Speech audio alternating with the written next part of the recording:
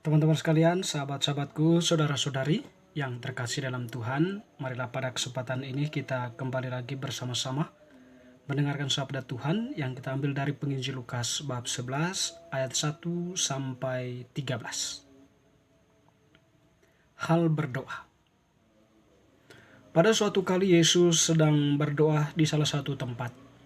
Ketika ia berhenti berdoa, berkatalah seorang dari murid-muridnya kepadanya, "Tuhan, ajarlah kami berdoa, sama seperti yang diajarkan Yohanes kepada murid-muridnya."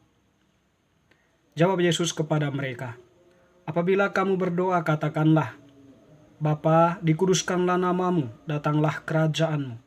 Berikanlah kami setiap hari makanan kami yang secukupnya. Dan ampunilah kami akan dosa kami, sebab kami pun mengampuni setiap orang yang bersalah kepada kami. Dan janganlah membawa kami ke dalam pencobaan." Lalu katanya kepada mereka, "Jika seorang di antara kamu pada tengah malam pergi ke rumah seorang sahabatnya dan berkata kepadanya, 'Saudara, pinjamkanlah kepadaku 3 roti, sebab seorang sahabatku yang sedang berada dalam perjalanan singgah di rumahku, dan aku tidak mempunyai apa-apa untuk dihidangkan kepadanya.' Masakan ia yang di dalam rumah itu akan menjawab, 'Jangan mengganggu aku, pintu sudah tertutup, dan aku serta anak-anakku sudah tidur. Aku tidak dapat bangun dan memberikannya kepada saudara.' Aku berkata kepadamu, sekalipun ia tidak mau bangun dan memberikannya kepadanya karena orang itu adalah sahabatnya, namun karena sikapnya yang tidak malu itu, ia bangun juga dan memberikan kepadanya apa yang diperlukannya.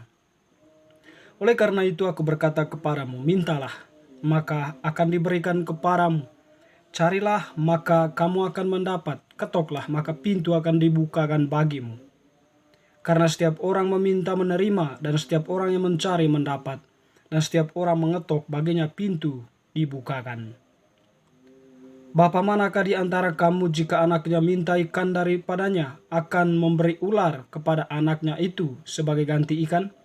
Atau jika ia minta telur, akan memberikan kepadanya kalajengking? Jadi jika kamu yang jahat tahu memberi pemberian yang baik kepada anak-anakmu, apalagi Bapamu yang di surga, ia akan memberikan Roh Kudus kepada mereka yang meminta kepadanya." Demikianlah sabda Tuhan, terpujilah Kristus. Bapak Ibu, saudara-saudari, teman-teman sekalian, sahabat-sahabatku, pada hari Minggu biasa yang ke-17 ini, kita dihadapkan pada bacaan kitab suci secara khusus dari bacaan Injil berkaitan dengan hal berdoa.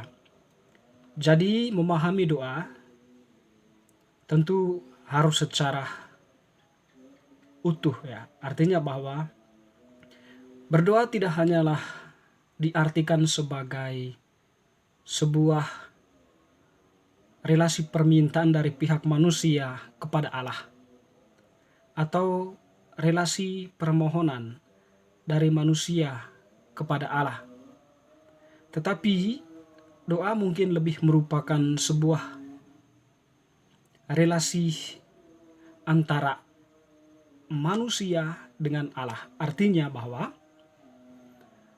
manusia yang menyerahkan dirinya sepenuhnya kepada Allah, mengakui Allah sebagai sumber hidup, percaya pada kekuasaan Allah, merupakan landasan yang kuat baginya sehingga dia berdoa kepadanya. Dan dari itu pula dia selalu mempunyai kerinduan untuk mendekatkan diri kepada Allah yang dipercayainya. Dan daripadanya dia juga yakin akan mengalir rahmat yang dia perlukan dalam kehidupannya. Oleh karena itu dia membutuhkan kehadiran Allah itu. Dia datang kepada Allah menyampaikan apa yang menjadi kerinduannya. Dan di sisi lain, dia juga mendengarkan apa yang menjadi kehendak Allah. Bisikan-bisikan Allah di dalam pengalamannya, atau bisikan-bisikan Allah melalui hati nuraninya, juga merupakan bentuk sebuah relasi intim, atau sebuah relasi yang boleh kita katakan tadi merupakan sebuah definisi yang lebih dalam tentang doa itu. Singkatnya kita mengatakan bahwa doa itu merupakan relasi antara manusia dengan Allah dalam sebuah kontak yang intens atau sebuah kontak yang utuh, tidak hanya dari pihak manusia yang senantiasa aktif untuk menyampaikan, untuk memberitahukan atau memohon, tetapi dari pihak manusia juga terbuka hatinya untuk mendengarkan Allah yang mau datang dan berbicara. Pada kesempatan ini Tuhan mengedepankan arti doa itu ya. Melalui doa Bapa kami yang diajarkannya, sekiranya ada dua hal yang disampaikan di sana. Yang pertama, dalam berdoa, pertama-tama itu kita memuji Allah. Dikuduskanlah namamu, datanglah kerajaanmu. Jadi di situ kita pertama-tama dalam doa bukan sebuah permohonan atau bukan sebuah paksaan, tetapi pertama-tama kita hadir sebagai orang yang rendah di hadapan Allah dalam sebuah situasi ketakutan akan Allah, dan kita memuji dan memuliakan Dia di sana.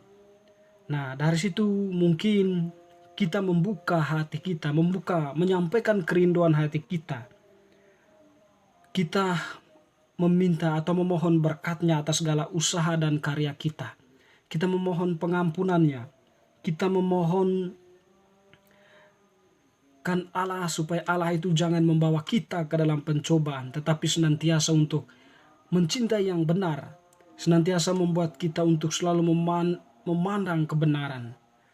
Sehingga dalam hal itu, doa itu memiliki sebuah makna yang utuh antara manusia yang memuji dan memuliakan Allah, dan sekaligus bahwa Allah yang mau hadir karena keterbukaan hati manusia, memberikan berkat-Nya, pengampunannya, dan mengarahkan manusia itu pada sebuah situasi yang membuatnya dijauhkan dari segala bentuk pencobaan. Sehingga tadi Yesus untuk memperjelas pernyataan doa yang disampaikannya itu, dia mengangkat sebuah perumpamaan. Bapa manakah yang memberikan anaknya kalajengking atau ular jika dia meminta roti? Atau jika anaknya itu atau sahabatnya yang datang tengah malam meminta bantuannya, ya tentu dia yang di dalam rumah akan merasakan sesuatu yang mengganggu, tetapi karena terus diketok maka dia keluar juga. Artinya di sini bahwa doa itu jangan hanya berhenti pada suatu momen tertentu, tetapi doa itu dilakukan terus-menerus. Sebab doa yang dilakukan terus-menerus akan memberikan pengaruh tersendiri bagi Allah. Dan juga Allah yang tentunya mendengarkan jeritan doa kita akan juga datang mendengarkannya. Sehingga di situ pun kita meyakini bahwa Allah akan menganugerahkan rahmat-Nya. Allah akan membukakan pintunya. Ketoklah maka pintu akan dibuka. Carilah maka kamu akan mendapat. Di situ artinya bahwa doa itu nanti mempunyai suatu usaha manusia mencari Allah. Suatu usaha manusia untuk menemukan Allah. Ya, sehingga dalam doa tidak lebih pada kita senantiasa memohon, tetapi lebih pada sebuah kerinduan hati mencari Allah, untuk memuji dan memuliakan Dia. Dengan sendirinya kita meyakini bahwa Allah itu tahu apa yang kita butuhkan, apa yang kita perlukan. Kita membutuhkan roti, atau kita membutuhkan telur, kita membutuhkan ikan. Jadi Allah akan memberikan apa yang kita butuhkan. Terpenting bahwa kita senantiasa dengan hati yang terbuka tetap memelantunkan pujian doa kepadanya. Tidak hanya berhenti dalam satu momen, tetapi terus-menerus dilakukan. Singkat kata bahwa doa itu bukan sebuah kata-kata, banyaknya kata-kata, atau doa itu bukan sebuah momen di mana kita hanya huru-hara, menciptakan suasana huru-hara, tetapi lebih dari itu sebuah bentuk pujian dari hati kita untuk Allah. Sehingga pun kita meyakini bahwa Allah itu akan mendengarkan dan tahu apa yang kita butuhkan. Berdoalah dari hatimu, bukan berdoa dari otakmu. Hati dan otak hendaknya menyatu sehingga doa kita itu terarah kepada Dia yang menjadi kerinduan hati kita. Semua bacaan hari ini teman-teman, Bapak Ibu, Saudara-saudariku, semakin meneguhkan kita untuk terus mendekatkan diri kepada Allah di dalam doa-doa kita. Amin.